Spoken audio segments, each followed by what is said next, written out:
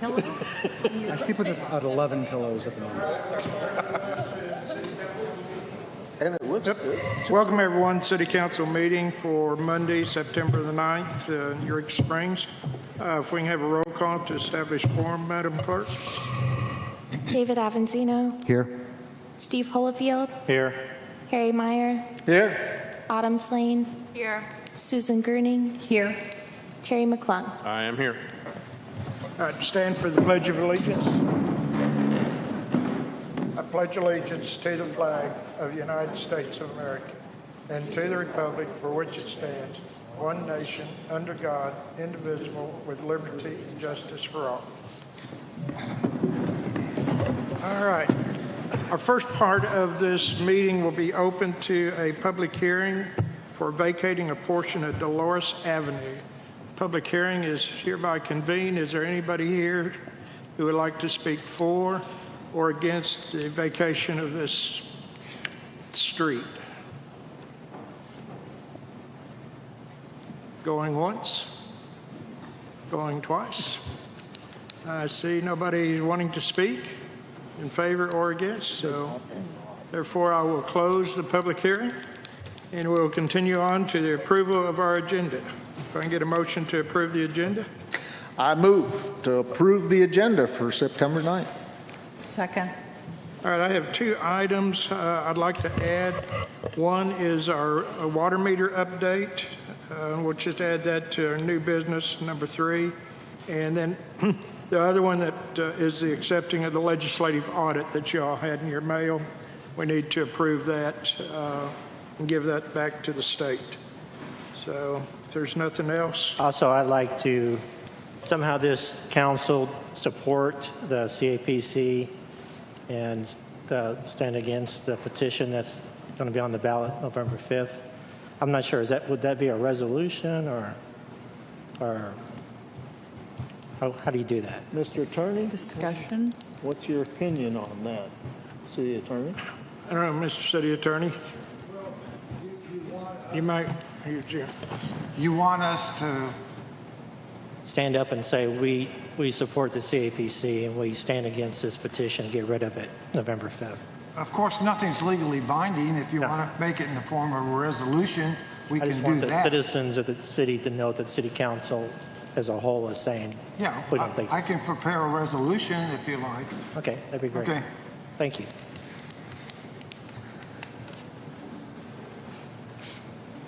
all right, anything else? Hearing none, all those in favor of the agenda as amended signify by saying aye. Aye.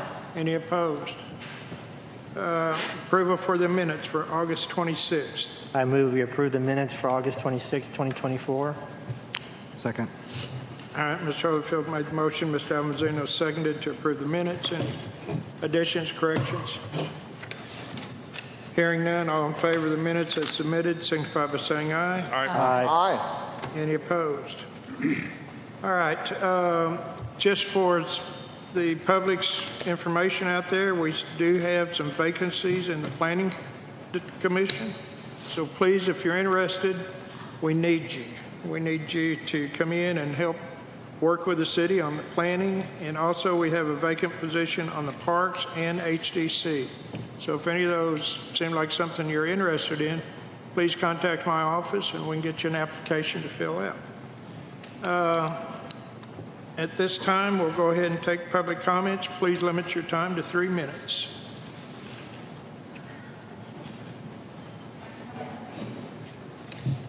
Come on up, Melinda, first. We'll let Melinda come up. Yeah. State your name and address, please, ma'am. My name is Melinda Large. I am a resident of the Pines Addition on Oak Ridge Drive, 122 Oak Ridge Drive. I am here, first of all, thank you for allowing the time. I am here to oppose the permanent outdoor entertainment zone. This proposed zone shall abut one of the last pure residential zones in Eureka Springs, which is known for seclusion, quiet, low crime, mayhem, and low traffic congestion. This zone, this planned zone, is to promote tourism. Here's a question. I have two questions. Don't we currently promote and support tourism in Eureka and surrounding areas? My second question is, why do we need to encroach into residential areas to promote tourism? The proposed ordinance has 8 sections. 5 are related to alcohol. Alcohol consumption, alcohol distribution, alcohol location, alcohol signage. No section offers protections to neighborhoods from the noise and mayhem that will be brought on with this zone. I'd like to just, as a quick example, say that we currently have a noise ordinance 2209. It's a weak-veiled ordinance that does not get enforcement. A, may not have a person in charge to enforce it. 2, it interferes with tourism. Thus, is the Eureka Springs Fire and Police Department equipped to handle the potential influx of revelers in the multiple locations of entertainment zones across Eureka? I say no. You can't even staff the noise ordinance. My question again, why are permanent residents' rights to a peaceful community second to tourism? In summary, this citizen of the Pines Addition vehemently opposes the permanent outdoor zone. Our homes and community will be grossly denigrated with the implementation of this said zone. And I thank you. Thank you. All right, next.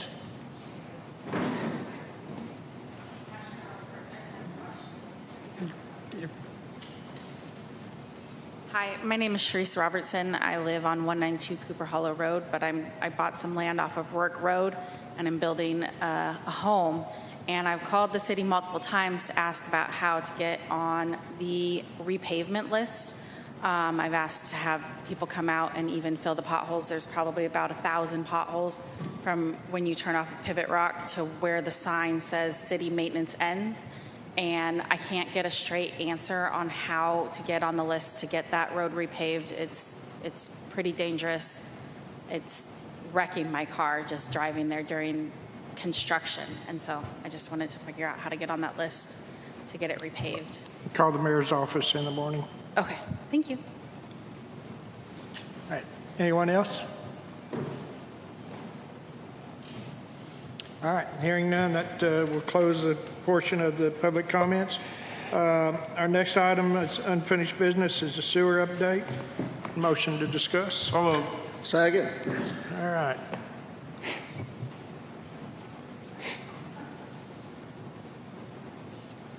So we have our backhoe ordered. It'll be here hopefully this week. We'll see. I can't hear you quite, Simon.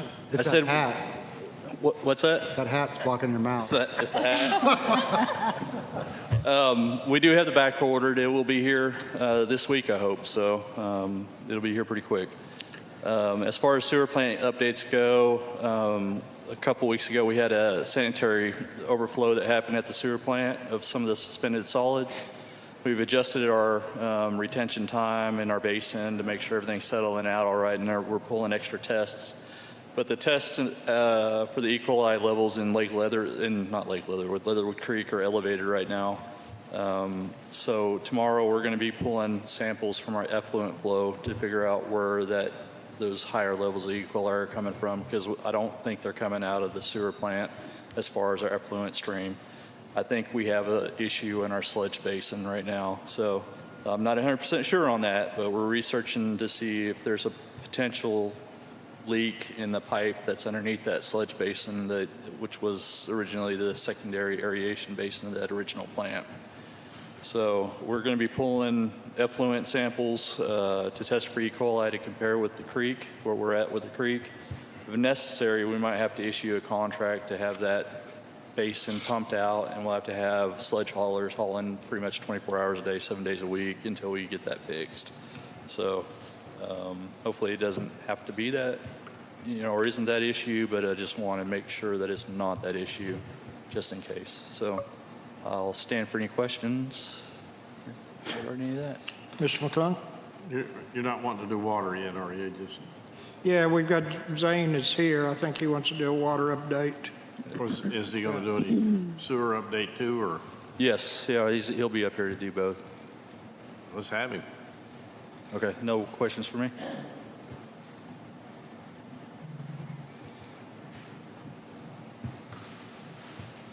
Good evening. Zane here from McClellan. We've been working hard. I'm assuming you're talking about the rate study specifically. And so what McClellan's been doing primarily is looking through old as-built drawings and trying to figure out when everything was built. As we've learned, most of it was built prior to the mid-90s.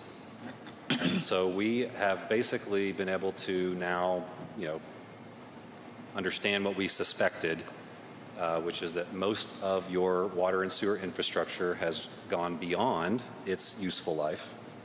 And so, as Simon was just indicating, when that occurs, we would anticipate a fairly progressive series of failure of every single piece of infrastructure. And so that appears to be what's happening at the wastewater plant. The issue that he just described, we're also trying to help, troubleshoot with him and come up with what would be probably even within the scope of the plan that we have presented previously for work at the treatment plant, but it's becoming a much bigger problem than it was previously, and so therefore it's unclear whether the regulatory agencies would allow us to wait to do something all as one big project versus having to address that just for the E. coli issues in the creek. What I don't have for you are final results yet from the rate study. But with the understanding that all of the infrastructure has, and I'm not trying to exaggerate it here, we obviously have brand new control panels on the lift station, the sewer lift stations. We have one or two miscellaneous pumps throughout the system, and then we have 5 or 7 pieces of major equipment at the wastewater plant that have already been replaced, this year or through late last year. But basically, wholesale, we think that your entire water and sewer system would be worth between 140 and 150 million dollars if we were to try to go rebuild it next year. So with that in mind, we now have a better gauge on what we would be recommending for funding a depreciation portion of the water and sewer utility rate structure, which is not currently being funded. And so why that makes a difference is that to comply with the Act 605, that is required. And so all of this work to understand how much your assets are worth basically determines the value of what that will need to be as it goes into the rates. And so we believe, based on our current midway point, or hopefully more than halfway through the study itself, that we're going to need to be spending like $5 million a year, starting as soon as possible, if we want to keep up with the infrastructure that is currently degrading and not be playing reactive to all the problems that occur. So, part of what that is trying to acknowledge is that the pipes in the ground won't last forever. And so they've obviously already been paid for. They're down there. But with the Act 605 requirements, the rates are required to be able to rebuild the entire system over a period of time. You guys will get to help have input on what that period of time looks like. We would tend to recommend targeting around a 30-year, for the purposes of the rate study. And that's where we come up with the approximately $4 to $5 million a year if you're trying to rebuild the entire system in 30 years. Not the most complex math. But as we're trying to make a responsible recommendation for how much rates should be increased and comply with the state laws, we recognize already that it's going to be more than is likely going to be recommended to occur in a single rate increase. And so what do we mean by that? We feel very confident that we will be recommending more than a 50% rate increase. We're not sure whether it would be double that or even more than that yet. But it is clear that there is no possible way it would be less than 50% of the current rate structure. 50% increase to both water and sewer rates across all meter sizes. And so what I think we came today to try to acknowledge and share is that there's an opportunity, perhaps, based on the will of the city, to get ahead of even higher rate increases as we move forward in time by basically beginning to make rate increases as soon as possible. And so, you guys will have to be the ones to decide what to do and how to do that. But if we were to try to recommend what would we, look for in a 50% rate increase so that we still have room, if necessary, to raise rates even further before 2026 or that cutoff date for compliance of the Act 605, that could look like raising rates 20% sooner than later, and then again at the end of the year, and then again after the first quarter.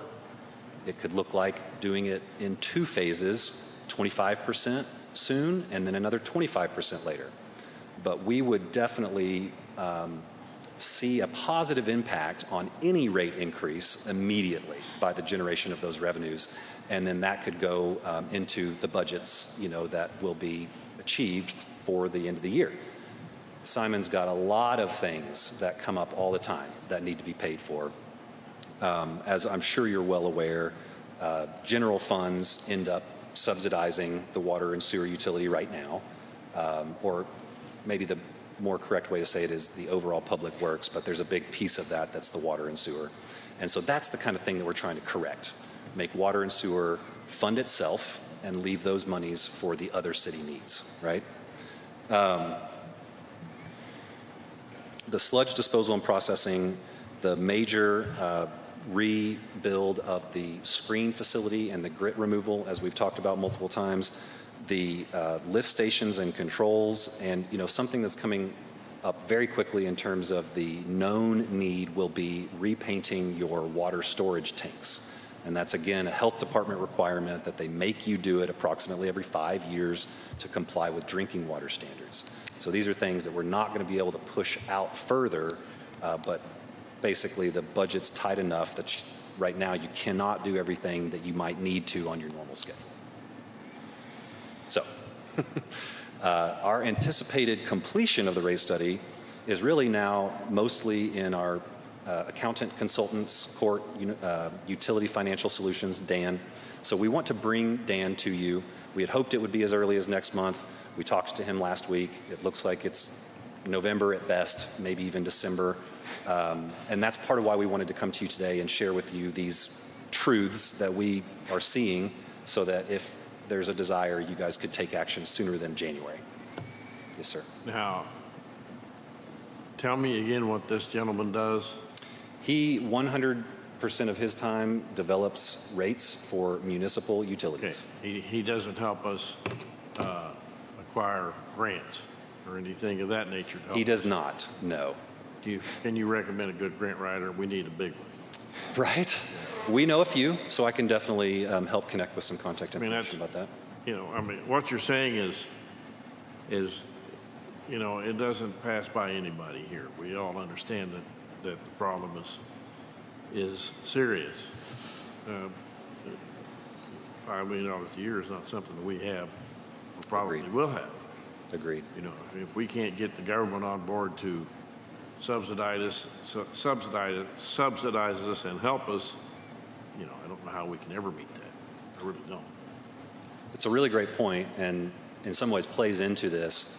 With the Act 605 requirements out there, some of those grants will require that these rates be adjusted before the eligibility will be there. I understand that Yeah. as well. Yeah. It's going to be hard without taking it to the vote, to the people, which I don't think they would approve it, but if, to double our water rates, it's going to be a tough sell, real tough. So, this council will have to bite the bullet and probably do just that, which we're willing to do. We may not be sitting at this table in 2 more years, but That is real. sure it's real. I think one thing that we can witness to you is that you currently have some of the lowest rates for water and sewer in the region. And so relative to that metric, it is not unreasonable to think about some of these increases. Ms. Slane? You quoted $5 million a year. For how long? Is that until the 2026? Forever. 4 years? Forever. Forever.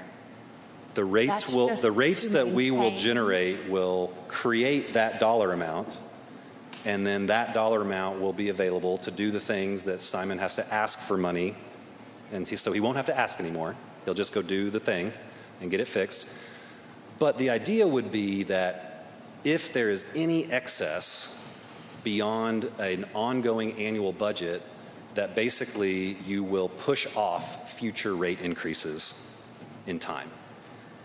So it is not ever the goal of what we're going through to create something that would be a temporary and be removed. It's literally just getting us to even. Okay. Mr. Myers? Yeah, in the past, we have avoided rate increases when we should have done it, and a whole bunch of money from general fund has gone into the water sewer department as a loan, and we can't just forgive that loan. We got to pay it back. The water sewer has to pay the city back that money, and it's going to be in these rate increases because that's part of the expense. So the longer we wait, the worse it's going to be for our subscribers. Mr. Holyfield? Excuse me, we're applying for money elsewhere. Yes, the federal government seems to have taken a long vacation this year processing federal funding applications because I don't actually have an update for you on that. But yes, we are applying for 2 different sets of federal monies, and we hope to bring you more info on that once we have it. And that would help. Absolutely. The interesting side of that, as I've become personally more educated on rate making for municipal utilities, is that it's a little bit of a catch-22, because as we move forward through time, nothing is getting less expensive, and unless the population shrinks, you're inevitably at least replacing the existing infrastructure to maintain its functional use and adding a few customers every once in a while here and there. And so it never gets less expensive. And so if we fully funded with grants, that definitely alleviates the immediate problem, but then we're almost setting ourselves up again in 20 to 30 years to be in the same place. No, I understand you still have to have the increases. I get that. Yeah, it's tough. But it's tough. To get the ball rolling and get, a bond issue for $5 to $10 million to get the ball rolling is something that, we might be able to float. Right. But, that's not something you can add another 5,000 or $5 million every year to. I mean, we can't do that. No, precisely. And particularly right now, as we think interest rates may come down, will the bond be as advantageous as the federal loan at that point? So there are still those unknowns that we would love to be able to help advise you as we walk through this. It's taking longer than it should, we think. The water department, water sewer departments, and the loans that the city has made to them, it'd be great to have them pay it back, but that's like loaning money to your kids. You might get it and you might not. Well, it's the law. That's the thing. I understand it's law, but that doesn't mean jack. Ms. Slane? So we talked a little bit about water quality. Where are we at? Are we okay? Are we You at talking stable? sewer, or you're thinking sewer specifically? Well, we talked about Leatherwood Creek. And So that new issue at the wastewater plant is very concerning, because the prior issues were more able to be understood what the fault was that occurred. We had a blower go out, we had a pump go out, we had a valve machine that turns the valve open and shut go out. We don't know the answer yet. And so that's what's a little nerve-wracking. But Terry has made some observations at the plant that Simon's working with, and if we do find out what Simon thinks is wrong is the case, then as he said, that is one of our last critical tanks. It's a concrete tank. And if it's leaking, we don't have any other tanks to put the stuff in. Yeah. So we could build a new tank, really, really quickly, but that's probably cost prohibitive. And so contract haulers become, the kind of emergency solution that would be during the construction or repair, and maybe that's only a month. Maybe it's 3 months. We don't know yet. So I don't want to speak for Simon, but I think basically part of the goal is to be able to find a window, even if it's Friday afternoon through Monday, to be able to take the tank down and inspect the bottom of it, and then we'll know more. Okay. Yes, sir. Do they do liners? Yes, they do, in fact. They do liners for both piping and concrete tanks. One of the things about this tank is that the pump that is serving it is in one of the buildings that I would recommend that we demolish to get out of the way, because it's the only thing left in that building that is still functioning. And so if what we think is happening, now all of a sudden it will align with that goal of moving that pump over to the belt filter press building, which is where it should be, so that it's closer to the press and that it'll work better, basically. They're having a hard time down there. Yes, sir. So putting metrics and machine parts and everything that you do to fix these problems, can you break it down into a layman's term? I am a payer of water services and sewer services, and because these things are messing up, how can it affect my life or my children's lives? The most easy answer is that when we get to the point where we are now, where we are not proactively replacing things, we can document. I can't do it with your specific numbers, but as an industry, we can document that we will spend between 50 and 150% more fixing things when we're doing it on the fly in a reactive way. So those are directly related to your rates and what your children's rates will pay. The more acute issue of the leak is don't go swimming in Lake Leatherwood downstream from the plant until that gets resolved. You'll get sick. Mm-hmm. And I guess that's what I'm trying to get at is people are going to balk because we raise prices. It's a given. It's going to happen, especially at the rate that you're suggesting, which is alarming. First time I've heard of it. However, it also means that my drinking water can be affected. Their lakes and streams are going to be affected. It is possible, but our drinking water, coming from Beaver, is far enough removed and comes to us through pipes. Okay. So more likely the threat would be to anyone along Lake Leatherwood who's on a well. There are people who that applies to. The other thing is those fines that if the regulatory agencies don't think we're doing a good job, eventually they will come in. We've talked openly about how we thought we were going to have a consent order from DEQ by now. I really think it's a miracle we don't, but we also believe that they are dealing with all these projects that want funding, and there's all this free money down at Little Rock that they're having to figure out how to, so everybody's busy. And it has been to our advantage that we don't have that yet, especially with the new issues that just came up. So I don't know whether with our recent notification, they'll get more interested in talking to us more often again and make me write another few letters to tell them what's going on. And they seem to be very encouraged, not me personally, but that you guys have an engineer involved and that we're obviously doing the things like the rate study. They understand that if we're going to fund things through loans only in a reactive way, that we're never going to make headway. So I think that the fact that we have the rate study going on is actually very important to them also. Did I answer your questions? Yes. Ms. Lane? So is the rate study and the rate increase the only way we can come up with these funds and then just hope that we can get the grants? Sort of, but the real answer is that the Act 605 will eventually force the rate study. We're trying to be just a little bit proactive about it. Okay. And then otherwise, If the Act 605 didn't try to proactively create funds to pay for things, it would have to come up with the same amount of money plus interest to pay the loan debt Okay. if it was an emergency Okay. repair. So that's, in some ways, that's, I think, how that plays out, the additional cost by being reactive instead of proactive. You end up also paying interest on it. Yeah. Yeah. Yeah. Experience that. Yeah. Yeah. So they don't make, what's the stuff you see on TV, the car insurance? They don't make that for wastewater plants that I'm aware of. We need it. Yeah. We need that insurance. Yeah. Mr. McClung? So,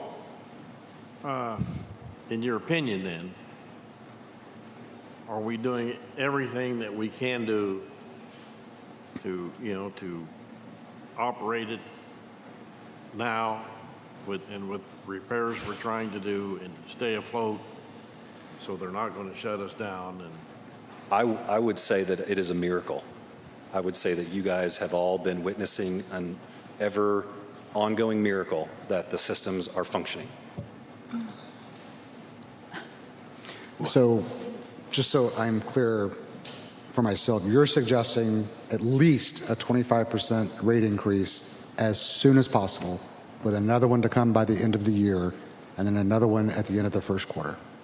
Likely. We hope as early as late December, early January, we have final answers on the rate study itself.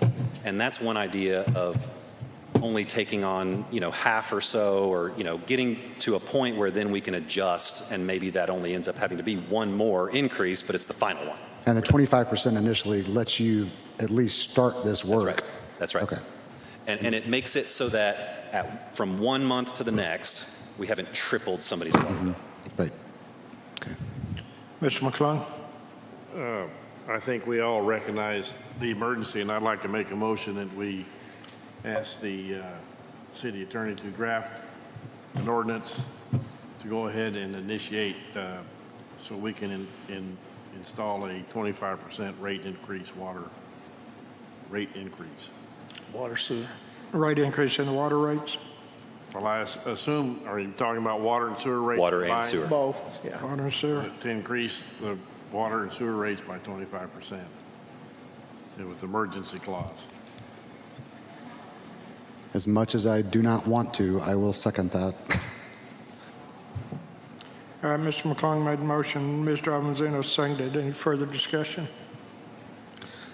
We got to have water, and we got to be able to flush the toilet. All right, all those in favor, signify by saying aye. Aye. Aye. Any opposed? All right, so moved. You will have, our city attorney will draft an ordinance, and we'll have it presented in our next council meeting. Cool. So, thank you, Zane, appreciate it. Thank you all very much. I do want to let the council know, we may hear from our citizens and other people and say, why aren't we getting community development block grants? And want to remind y'all, we're not eligible for community development block grants because our LMI numbers are too high. That's your low to moderate income. We are like 54%. You have to be under 50% to get those, that money. And so we were eligible several years ago, and that's how we funded some of our sewer projects. But That changed after our last census, didn't it? our last census showed us 52%. Yeah. Then we did a new survey, and it showed us 54%.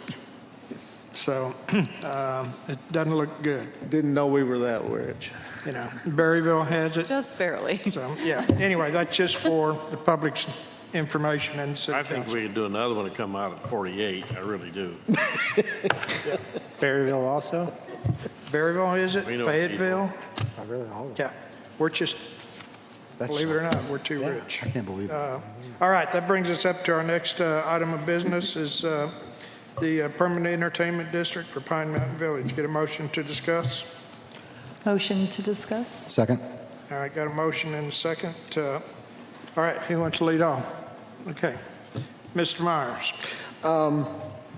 I've spoken with my neighbors, and they are opposed to this, as Melinda just mentioned. you know, that was a quiet little shopping center for years, and it didn't disturb the neighborhood. But entertainment district will definitely do that. And when I was there at the car show, there were people with coolers by their cars. And that's why I was mentioning that the line should be to where people have to walk into the entertainment district and not drive their car into the entertainment district, or they can conceal their own beer in it. So there's lots of things about that I'm opposed to, but I said enough last time. I don't think it'll help tourism at all, and I don't think it'll help them rent buildings, but that's my opinion. All right. Ms. Greening? So the coolers by the car, let's not, again, we're confusing events with an entertainment district. And as far as safety and regulation, it will be monitored. And noise, they're just trying to open up businesses up there. It's very quiet right now because a lot of buildings sit empty, just like some of our downtown areas. And all they're trying to do is invested their money in a shopping center, and they're just trying to open up businesses up there. And it doesn't mean that it's going to be a lot of noise. It doesn't mean it's going to be party central. It just means that they have the option of being able to walk around a beautiful area that is surrounded by 35 acres. There is a noise ordinance. If noise ordinances aren't being enforced, that is not up to the entertainment district. That's a city issue. And so change is inevitable. We do currently promote tourism. However, we have a lot of empty buildings, so we want to still continue to promote tourism in all of Eureka, not just a portion of Eureka. And we are in, right now, a position to possibly lose the CAPC, which was promoting, so that could decrease. And if we can increase revenue to our city to help pay for things like our water and sewer and other areas that, sidewalks, roads, areas that we really need help with, because we are barely sustaining. According to our report here, we're not even, and now we have a contaminated water area. The city needs money. We are barely treading water right now. And if Marshall is here, if Marshall wants to, I don't know if he's allowed to come up and talk. No? That's a road discussion. Okay, so we're making assumptions of the worst case scenario.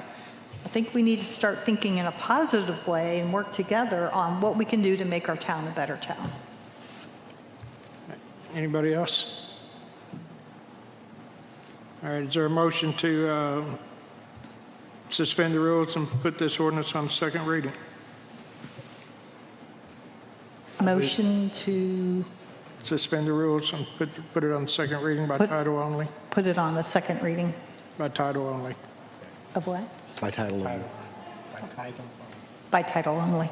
Okay, do I have a second? Second. Second. All right, Ms. Greening made the motion and Ms. Slane seconded. Discussion? All right, roll call? Terry McClung, Yes. Harry Meyer, No. David Avanzino, Yes. Autumn Slane, Yes. Steve Holofield, Yes. Susan Gerning. Yes. Ordinance number 2357, an ordinance to authorize the creation of a permanent entertainment district at Pine Mountain Village. All right, need a motion to approve ordinance 2357 on a second reading. Motion to approve the ordinance on its second reading. Get a second? Second. All right, Mr. Hofield made the motion, Ms. Greening second. Any further discussion? Mr. Avanzino made the motion. Beg your pardon? Mr. Avanzino made the motion. Oh, I'm sorry, did I say Holyfield? I'm sorry, Mr. Avanzino, yeah. I was looking at him, but name didn't change. Sorry. The name. Mr. Avanzino made the motion. The guy with the glasses. There you go. There we go. Thank you. Roll call. Autumn Slane, Yes. Steve Holofield, Yes. Terry McClung, Yes. David Avanzino, Yes. Susan Gruning, Yes. Harry Meyer. No. All right, we'll leave that for the second reading, come back next time. That's unless council wants to go ahead. All right, that brings us up to an ordinance vacating section of Dolores Street. Get a motion to discuss. Motion to discuss.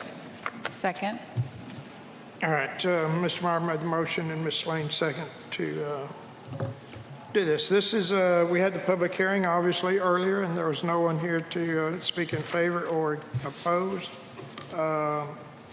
We kind of went over this, I think, the last time with the maps and everything. Does anybody have any? Mr. McClung? Yes, I'd like to make a motion that we sign this ordinance, the number, and put it up for its first reading. I'll second. All right, Mr. McClung made the motion to assign the number and sign for the first reading. Mr. Meyer seconded. Further discussion? Hearing none, all in favor, signify by saying aye. Aye. Any opposed? So moved. Ordinance number 2358, an ordinance vacating a portion of Dolores Avenue between Block 45, Lot 4, and Block 46, Lot 1 of the Freeman Edition. Whereas a petition was duly filed with the City Council of the City of Eureka Springs, Arkansas on the 12th day of August 2024, asking the City Council to vacate and abandon all that portion of Dolores Avenue designated on the plat of the Freeman Edition of the city between Block 45, Lot 4, and Block 46, Lot 1. Whereas after due notice as required by law, the council has, at the time and place mentioned in the notice, heard all persons desiring to be heard on the question, and has ascertained the street or the portion thereof hereinbefore described as heretofore been dedicated to the public use as a street herein described, has not actually been used by the public, generally for a period of at least 5 years subsequent to the filing of the plat, that all the owners of the property abutting the portion of the street to be vacated have filed with the council their written consent to the abandonment, and that public interest and welfare will not be adversely affected by the abandonment of the street.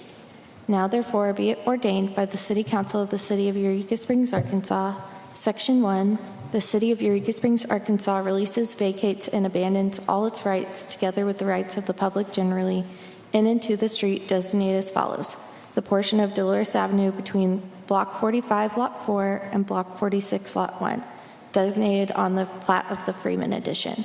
Section 2, a copy of the ordinance duly certified by the city clerk or town recorder shall be filed in the office of the recorder of the county and recorded in the deed records of the county. All right, get a motion. Mr. McClung? I'd like to make a motion that we approve ordinance number 2358 on its first reading. Second. Was that Mr. Meyer seconded? Okay, Mr. McClung made the motion to approve it on first reading. Mr. Meyer seconded. Any further discussion? Hearing none, all in favor, signify by saying aye. Aye. Any opposed? So for Mr. McClung? I'd like to make a motion that we suspend the rules and read ordinance number 2358 for second reading by title only. Second. All right, Mr. McClung made the motion. Mr. Meyer seconded to read ordinance 2258 by title only. Any further discussion? Hearing none, roll call. Susan Gruning, Yes. David Avanzino, Yes. Harry Meyer, Yes. Terry McClung, Yes? Autumn Slane, Yes. Steve Holofield. Yes. Ordinance number 2358, an ordinance vacating a portion of Dolores Avenue between Block 45, Lot 4, and Block 46, Lot 1 of the Freeman Edition. Mr. McClung? I'd like to make a motion that we approve ordinance number 2358 on its second reading. Second. All right, Mr. McClung made the motion. Mr. Meyer seconded to approve ordinance 2258, second reading. Any further discussion? Hearing none, roll call. Steve Holofield, Yes. Terry McClung, Yes? Susan Gruning, Yes. David Avanzino, Yes. Autumn Slane, Yes. Harry Meyer. Yes. All right, so moved. All right, if we're finished with that, we'll continue on that with our next council meeting. Our next item of business is a resolution amending the adopted 22-24 budget. Get a motion to discuss? Motion to discuss. Second. All right. We went through the mid-year budget prior to this, so this is the resolution that adopting that mid-year budget that we went through earlier this afternoon. So we need a motion to assign a number and read for approval. Mr. Meyer? I move to sign this resolution, the number, and read it for approval. Get a second? Second. Mr. Meyer made the motion and Mr. Avanzino seconded to sign this resolution number and read for approval. Any further discussion? All right, roll call. Harry Meyer, Yes. David Avanzino, Yes. Steve Holofield, Yes. Susan Grunning, Yes. Terry McClung, Yes. Autumn Slane. Yes.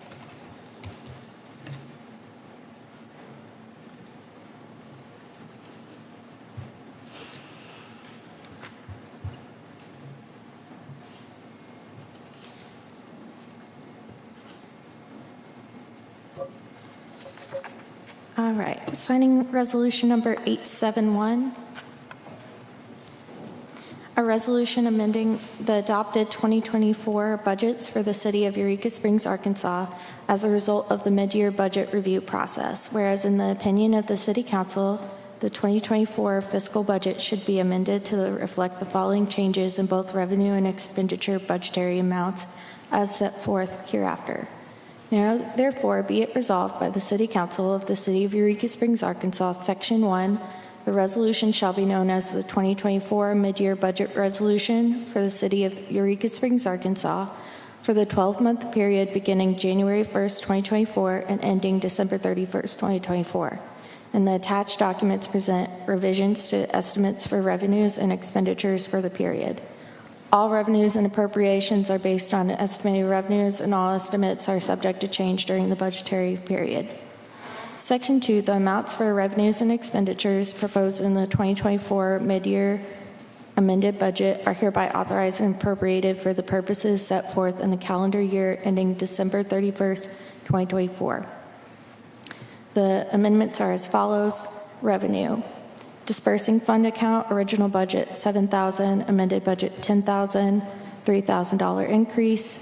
General fund $6,007,625, original budget $5,937,715, amended budget $69,910, decrease. Street fund, original budget $996,875, amended budget $1,220,875, $224,000 increase. Lot fee, original budget $440,500, amended budget $470,850, increase of $30,350. General fund capital, $458,000 was original budget, $465,100 amended budget, $7,100 increase. Debt service, $305,500 original budget, $305,500 amended budget, 0%, 0 increase or decrease.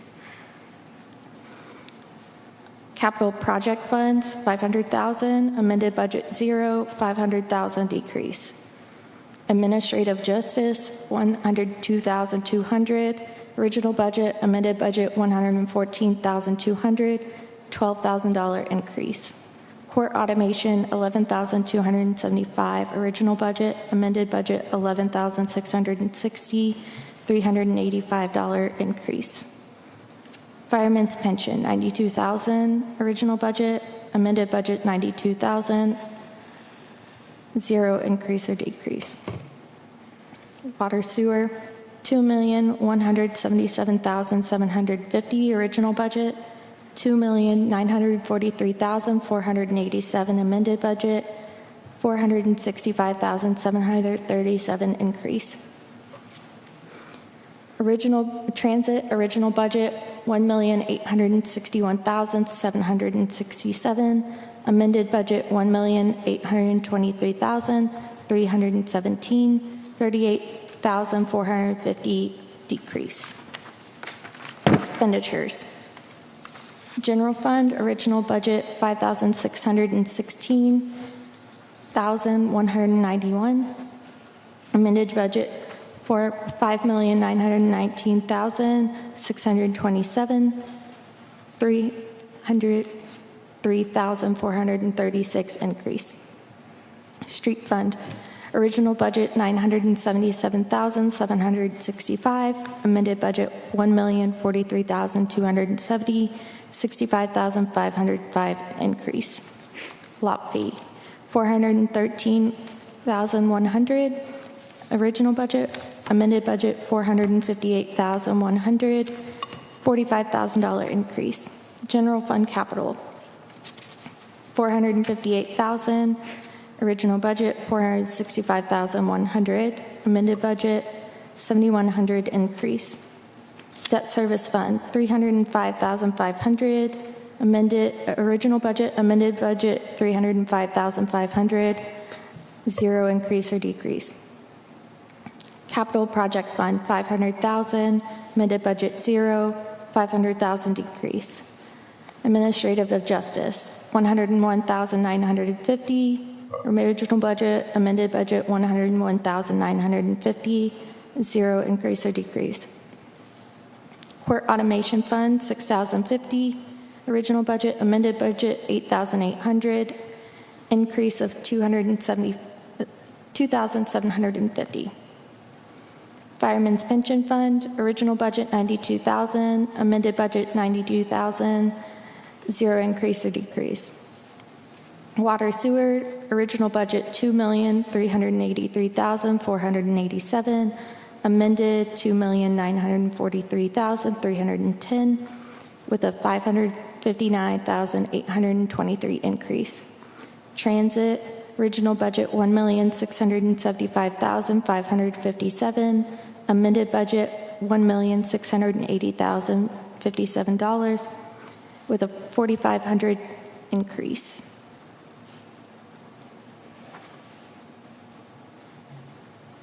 That's it.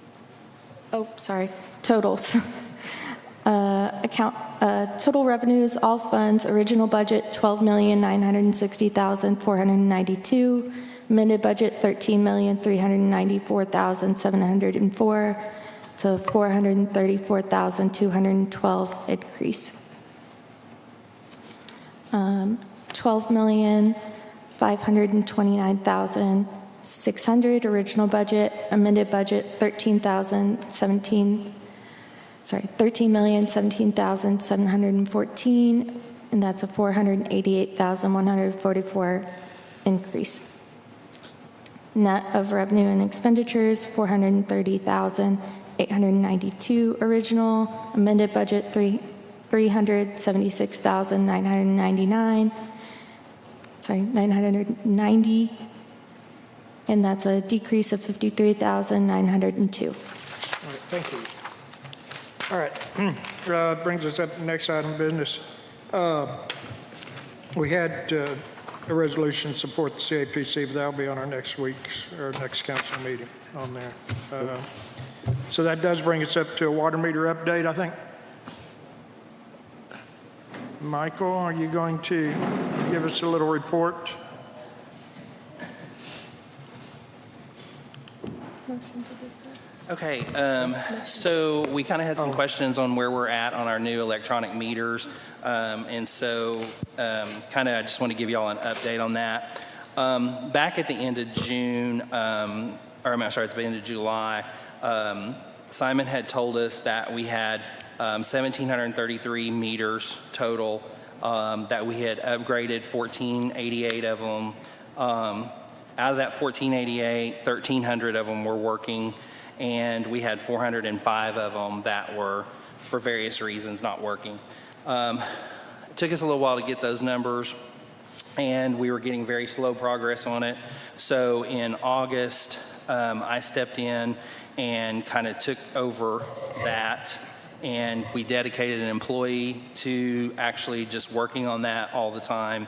And so our updated numbers as of last Friday is we have 1,736 meters total. Out of that, we have upgraded 1,590 of them, and out of that 1,590, we're able to remote read those 1,590.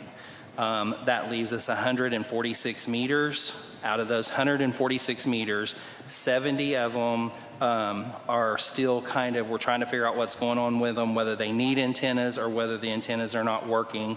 And then the other 76 are old meters that are working, that can be remotely, or that can be manually read and will be changed out over time. So we're getting a lot closer to this project being done. We are going to, they worked a lot in the last couple of days on these 70 that were still needing some attention. I looked at a bunch of them today. We got several of those off. So hopefully we're going to get really close to being, we're really close to being less than 100 that are not going to be automatic read. And what we'll do on those are meters that are going to take a little bit of time to change out. They were hard to get to. That's why they didn't change them out the first time. But they're still working. They're good meters, and they can be read. And so we can get accurate readings. We're not doing estimations anymore going forward. We've completely stopped that. We're doing only manual reads and the automatic reads. And if water bills, the problem that you're running into, the reason why people are complaining is because if you go through and you estimate bills for 4 or 5 months, and then you actually go out and get a real bill, then it causes their bill to be high, and they're catching up from those previous months where they might have been underestimated or whatever. So what we're doing is we're taking those baselines, giving a basic bill, not making them pay those exorbitant bills. We're going to eat it and get them going forward with these actual reads so that we can go back and say these are hard numbers and this is exactly what your water was and this is what you're being charged for. So that's kind of where we're at on those. Yes. I've had some complaints about folks that aren't here year-round, maybe out of town when their water bill comes due, and they would like to just pay it online without having to pay a fee to pay it online. That is a fee that's charged. What they're paying with is with their credit card, and when they put it with their credit card or debit card, we're charged a fee for processing that, and that's passed along to them. So that's the fee that they're paying. I believe if they pay with check, there's not a fee on it. Right. So. Right. It's just the mail is so slow now. Their check will not show up. Well, and that's another thing. Okay, so where it used to take 2 to 3 weeks to read all the meters, we can read almost 1,600 of the 1,700 meters. We can read them in an hour now. It's an hour and a half to 2 hours because it's just a drive-by. So what the goal is that the 76 meters that are still having to be manually read, we're going to read those starting around the 10th, 11th, the 12th, somewhere along in there, get those read by the 15th. Then on the 15th, he's going to do the drive-by and get that. So then he can download that into the system. Then they can calculate the bills at that point. Then that gives them a couple of weeks to go through the bills, see if there's any abnormal usage, see if there's any high usage, see if anybody's bills change for a reason, and go out and do rereads. That'll give him time to go out and do rereads, and then the bills will go out on time. What we've been running into is because so many of them were having to be manually read, that we were pushing that window to where it was taken, they were only getting the bills entered a day or two before it was actually being able to be printed. So then there wasn't that time to go in and look at them and make sure they're right. Because, I mean, you're going to have issues no matter how perfect the system is, but you need that time to go in and look at 1,700 bills. You got to go in and look at them and see what's going on. So this is going to give us more time within that window to be able to do that. David? Yeah, so 2 things. One is we reluctantly just asked for an ordinance for a rate increase, and so we are going to expect a higher level of scrutiny on these bills for our constituents. Right. So that needs to be done. Secondly, how do we find out, for instance, am I on this meter list that can't be remotely read? How do we find out so that we can keep a closer eye on our bill? You can call me and I can look up your account, or you can call them in the water department and they can tell you. Whenever these readers, we have to put in longitude and latitude of where the meter is. We have to put in the MXU number of the meter, and then we have to put in the meter ID. So there's 3 pieces of information that we have to put in on these new meters so that when he drives by, it goes into the handheld, it knows where for it to go, and then we upload it into BSNA and it knows where to go into your account. So we've got to have those 3 pieces of information right. So you can call and we can tell you whether or not you've got an older meter or not, like the mayor has an older meter. But yeah, we can tell that. You can't just look you at don't. it. You can't. I don't. So I looked at yours today. I'm sorry to say, is there an antenna sticking out of the ground? Or you can't just look at it and tell if they're... You can tell if there's Probably, a meter, yeah. antenna. Yeah, you should be able to. Or you can call us. If you don't know where your meter's at, you can call us. I know. Yes, sir, Terry. I haven't had any problems in some time. I have in the past, but I haven't had reason to contact Public Works regarding bills or service or anything in a while. But I think it's important that the public relations end of it, you know, with the staff to the consumer, be good, you know. And I know that I've had complaints about that in the past, and I hope that that's you know, something that's considered and impressed upon the staff that, you know, that, you know, these are the people that pay the bills, and, you know, I understand people can get, you know, sideways, but it's important to, you know, keep that line of communication open and civil. We have recently made some staffing changes there to help with that exact problem. And I feel like we have a really good staff now there that is very understanding of the situations. And, you know, whenever you get to dealing with your water bill, a lot of times when you come in, you're upset, you know, or you've been turned off or whatever. And so you got to have a little bit of ability to be able to diffuse that situation and to be understanding and empathetic and figure out what's actually going on. And that's one thing that I keep stressing to them and that we're working towards. And I feel like the people that we have now there are in a really good position to do that. They also know that they can pull me in at any time. We've had meetings with a couple of people that were really upset about their bills and stuff, and so we've sat in on those meetings and been able to diffuse those situations, because at the end of the day, all we're trying to do is get them their water and charge them the right bill, you know, and we're not trying to charge them too much. We're not trying to get one person to pay for everything. We're trying to get the meters, you know, lined up, whose meter goes where, because, you know, when you talk about this old plumbing that we have, which we do, a lot of times meters were connected and they did 2 or 3 buildings, or they did a couple of houses or whatever, so there's been separating of those. So there's been a lot on these meters that we've had to do.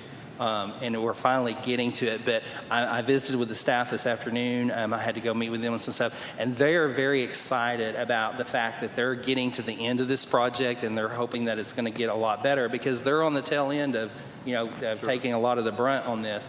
And for a long time, we could not get this project pushed forward. It was just kind of stale, and we weren't getting any better numbers. We weren't getting any better reads. Our number of units that weren't changed out were still there, and we weren't getting any progress on it. And so we've been able to do that in the last month, really get the progress going, and it has really changed the attitude up there. And they're excited about getting to the end of this and it's almost like a contest now of who can do their sheets the fastest and who can get this fixed the best. And I think that's really going to help us. I think that's going to help our attitude up there, and I think that's going to really help our customer service and being there for the citizens and helping them, because the better that they're understanding the system, and we've done some training with Core and Main, came in and did some training a week before last, and I think that really helped. One of our meter guys went out with Core and Main and was able to explain a lot of things, and so I think that's really going to help too. So we're trying to do education and understanding and like you said, get the bills right. So, and that's the thing I keep emphasizing to them is, it's kind of hard to stand your ground when your bill's not right or when it's been, messed up for several months. And that's the other thing is we're not punishing the citizens for the fact that we didn't get their bill out there right or get it read right. It's going to be adjusted and it's going to be done to where it's a fair thing for everybody. That's great. Ms. Greening? So you did answer one of my concerns, and that was with training and education. So you can be empathetic, but I know when I call, I want to know why something happened, even though they're very nice about it, so it doesn't happen again. So that's great. You mentioned earlier that when there were inconsistencies maybe with the bill because you were, what's the word, you were estimating? Mm-hmm. Yeah, so you ate the amount? Yep, we're eating the amount. Which is really tough to swallow when we're going to be increasing. And so it's going to be really important that some of the people that they were lucky enough that you did that for them, because now their bill's going to go up. Yeah. So for the, I think for the staff to be able to explain why and the dire situation that we're in with having safe drinking water, I just cringe for January and February to come around. And so I kind of want to address this too while I'm up here since we're talking about the water. We've had extensive conversations with Zane and with Simon about these water rates. They kind of brought it to me, and because the finance director is supposed to bring the water rates, they kind of brought it to me and said, we need to increase. I kind of pushed back and said, I want to wait on this rate study because I want to see what the rate study has to say. Mm-hmm. So this was kind of a sideline tonight to get it in there. But the thing about it is, and this is something that we need to keep in mind, our rates are going to go up because of this Act 605. It needs to. We need them to go up. Mm-hmm. The fact of the matter is that if the rates go up less than 50%, we have a year to get up to that level from the time we get our rate study done, once the rate study is complete. So we have 1 year to get up to that level. If our rates are going up over 50%, we have 2 years according to the ordinance or according to the law. So this isn't something that we're going to have to do within the next 30, 60, 90 days as kind of was presented that, we're in this fear factor now of that we got to get this done right now. Yes, we are bleeding money. Yes, we are having problems. Yes, we are paying for the things. But there were some things that were put in place a long time ago with our I&I to help with these kind of situations and stuff like that. So I want us to look at raising the rates and everything, but I do want us to be cautious about that because this is something that we're going to have to do. This is not unique to us. Fort Smith, Greenwood, a lot of other towns have had to double their rates from what they were being charged. So that is something that we possibly will have to look at doubling our rates or more. But it's not something we have to enact overnight. It is something that will be, this rate study kind of takes it out of our hands of where the rates need to be. What is put in our hands is how we get there. Do we want to do it in tiered raises over a 2-year period, or do we, how do we want to do it to best help our citizens adjust to those higher bills? But it validates why we're doing it. Yes, the rate study will be our background to be able to say, and I don't understand why the rate study is being drug out because the rate study was supposed to have been done months ago. And so I'm not, now he's saying November, October, November, I don't know what, we've provided them with everything that they've needed. We've met with them on multiple occasions. So I'm not really sure what the holdup on the rate study is. But I think that we need to definitely see where we're going before we make some blind jumps into, well, let's raise it 25 here and 50 here and 75, I'd like to see where the end road is going to be. And that's been my caution to them was get us the rate study so we know where we're going, and then we'll figure out how to get there. So that's just... In talking with the engineer today, and Simon, that was the point that I was making too. We're going to have to increase the rates, but let's go ahead and do part of it now, and we can put off part of it later on. We don't need to do it all at once. We don't have to eat the whole elephant. Eventually we're going to have to increase it. We don't know how much, but we probably, as the engineer was saying, probably minimum 50%. But let's wait and see, because we do have that year, if it's under 50%, to be able to get done. 2026 is when we've got to have it increased. So, you know. Mr. Meyer? Yeah, as long as the water department is bleeding money, we should make an increase now. Oh, absolutely. There's nothing wrong with the 25% now. Because we're just going to have to pay that money back to the city. Water I'm not department, sure when our unless last Terry's rate, wanting to. when was our last rate increase? It was about a year ago. We did it about a year. And that was more of a superficial rate increase than anything. What we had done is we've constantly received year over year, not in taking into inflation or infrastructure or anything like that. We've received rate increases year over year from Carol Boone on what the money was or what the water was costing us. So we had quite a bit of opposition last time to raising the rates. So what we did was we raised the rates to the same percentage of a raise that we encountered from Carol Boone, just to match the inflation rate of more of what the water was costing us. And that didn't take into consideration our infrastructure or anything like that. It was just kind of I think the last two rate increases have been based basically on Carol Boone. When they passed it on to us. In fact, we ate one rate increase for 1 year. Yeah. So we didn't pass that on to our citizens. Yep. So, yeah. Any other questions on that? No. All right, well, you might as well stay on up here, because our next item is get a motion to discuss accepting the legislative audit for 2021. I move we discuss. 22. Okay. I made a motion to move to discuss the audit. Get a second? Yep, second. All right. This is something we have to approve every year. We're supposed to do it within 10 days after we receive the audit.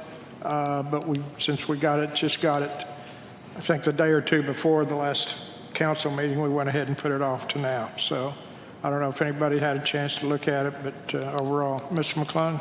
I'd like to make a motion that we approve it. Okay. I'll second that.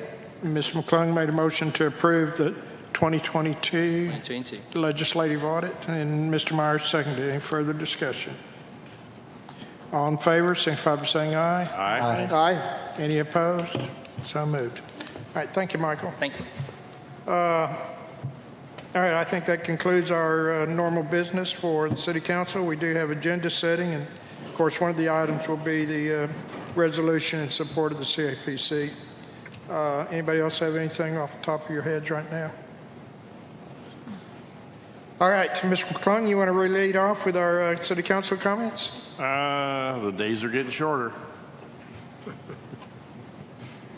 That's it. That's it. Much like your comment. I'm just letting you know. Time's running short. Be prepared. No, I'm not going to make any comments on that. Mr. Myers? Oh, it was a good weekend. Had a lot of fun. Good. Ms. Slane? No comment tonight. Mr. Avanzino? Yes. First of all, I want to thank Nancy Paddock and the CAPC staff here at the Aud for a fantastic Folk Fest. I know I was at Basin Park on Saturday and it was full. We do need those no smoking signs up because I did see it firsthand. But it was a really good weekend. They did a fantastic job. I also want to make a comment briefly about, at least me personally, my voting practices while sitting on this council. 98% of the way I vote at this table comes directly from one-on-one conversations with people who live here, emails, along those lines. And so when I hear people that are either for or against an item that's on our agenda, I'm going to vote with the majority. I rarely vote my own personal bias, which actually none of us should be doing. However, like tonight's water increase, that's an emergent situation. We didn't have time to hear from it. We know that if we don't do it, we're in big, big trouble. But other things, I'm so glad that you guys came up to talk tonight about the entertainment district. And unfortunately, I've heard a lot more people that are wanting this entertainment district than those who do not. So if you know other people that do not want something that's on our agenda, they need to come and speak to us. They need to come and email me or call me. That's the way we can get these things done. Otherwise, we're going to go on I'm going to go on what the majority of people in this city have to say to me. Okay? And lastly, I'm not even going to discuss it. I know Steve's going to talk, and it's about the CAPC. Mr. Holyfield? Okay, CAPC update.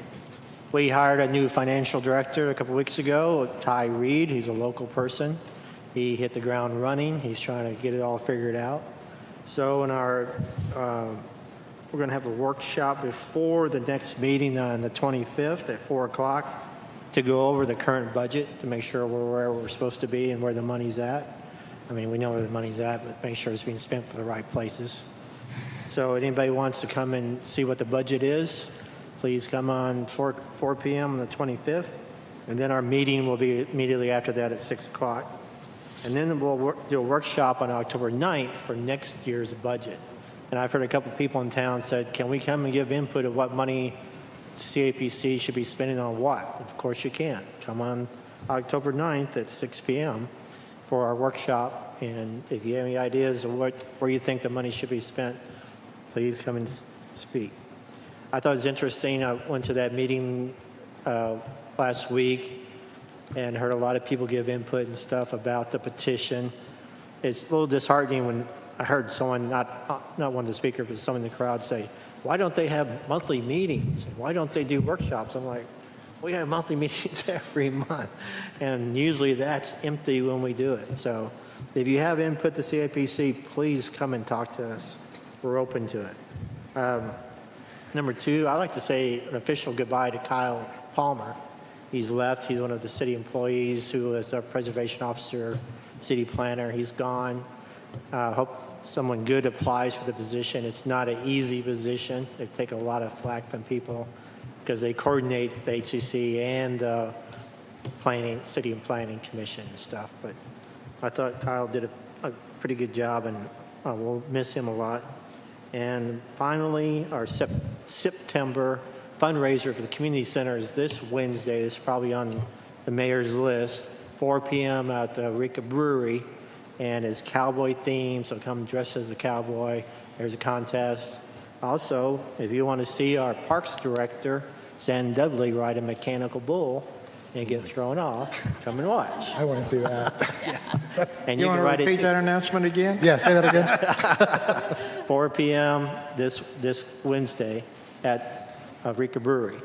We'll have 4 local celebrities riding in competition, and then you bet on them. Of course, all the money goes to the community center. That's going to And be then you can ride the bull yourself if you want to. So it'd be fun. And we're looking forward to good food. And I think it's $25 to get in or something like that. But this Wednesday. Okay? Is the mayor doing it? Are you riding the bull? Mr. Greening, would you have any comment? I ride the bull. If I can stay on for 8 seconds, I'm lucky. Yeah. So I echo what David said. When I was out petitioning, I was asking about the entertainment district as well. And of course, I think having most people say that they were for it, I also want to speak to the concerns of some of the neighbors.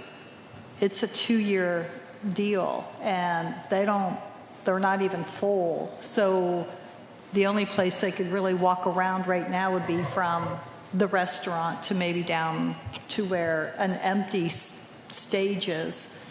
And also at any time, if there are any concerns, the police and the fire marshal can shut that down at any time. And if in 2 years, if there are issues, it does not get renewed. So there are options that we hope alleviate some of your concerns. The other thing is, so I have that Eureka Springs What's Happening page, and I put out there fall foliage. I looked it up. It's from like October 30th peak, October 30th to November 7th. So I'm hoping we get a lot of people asking when's peak, when's fall foliage. Those are the dates, in case you were wondering. All right. That brings people in, so, you know. Well, it is. It's my favorite time of the year, and it goes by way too quick, and then we hit the winter time. Well, we did have, as mentioned, we had a great folk festival this past week. A lot of talent, and if you were at the auditorium Friday night, the Ozark Mountain Daredevils, and then Saturday night, they had another great group there that just full of energy, and it was just outstanding. The auditorium was full. So really thank everybody who put so much effort into the 77th Annual Folk Festival. There's just a lot of people involved with that. And we're continuing on through, as we say, rolling through this time of the year. We've got our 4th Annual Jeep Jam coming up on the 12th through the 15th with 4 days of Jeep activities in our town. They've got Jeep trail rides, scenic rides, Jeep shows, poker runs, scavenger hunts, along with live music and vendors. The Jeep Parade will start at 2 o'clock Saturday, September the 14th. And then we got Music in the Park by the Baja, September 14th, 5 p.m. to 7 p.m. It's Slinging in the Ozarks weekend, and I want to say that's not slinging mud either. The September 13th through the 15th. And then our little hedge hoppers, our 3rd graders from Eureka Springs School perform the annual traditional Ozark dance and song that preserves a form of Ozark square dancing that's been around since 1947. And for over 70 years, every 3rd grader has had the chance. Well, not every 3rd grader. I didn't get to do it. Most 3rd graders had the chance to participate as a hedge hopper. And it's a good tradition. It's a lot of fun here in the auditorium. And again, that's September 19th at 6 p.m. And then we got the Bike Blues and Barbecues September 19th through the 22nd. And there's going to be all kinds of activities around town. The CAPC's booked some great music in the park. On the 20th, they got the Mojo Trio at 4 p.m. Los Roscos on September 21st at 2 p.m., our local group. And Seth Lee Jones on the 21st at 4 p.m. in the Basin Park. And then our favorite group, the Kate Brothers, will be September 21, 7 p.m. in the Basin Park.